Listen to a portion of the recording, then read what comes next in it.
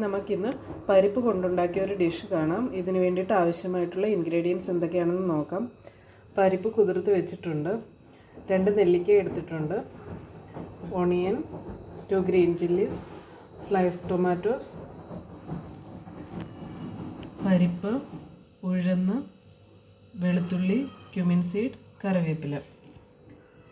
ഈ മാറ്റി വെച്ചിരിക്കുന്ന ഇത്രയും സാധനങ്ങൾ നമുക്ക് കുക്കറിലിട്ട് നന്നായി വേവിച്ചെടുക്കാം.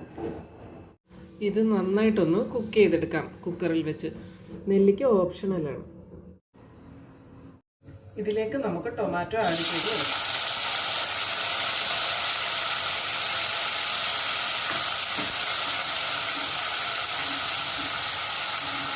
ടൊമാറ്റോ നന്നായി വേകുന്നവരെ നമുക്ക് വേവിച്ചെടുക്കാം. ഇതിലേക്ക് നമുക്ക് ഉപ്പിട്ട് കൊടുക്കാം.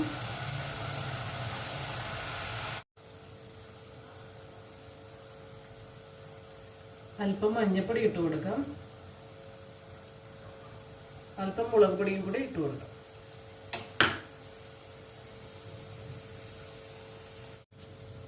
നന്നായി വെന്ത് വരുന്നുണ്ട് തക്കാളി. നമ്മുടെ പരിപ്പ് നന്നായി കുക്ക് ചെയ്ത് വന്നിട്ടുണ്ട്. നമുക്ക് ഇതിലേക്ക് ഒഴിച്ചു കൊടുക്കാം.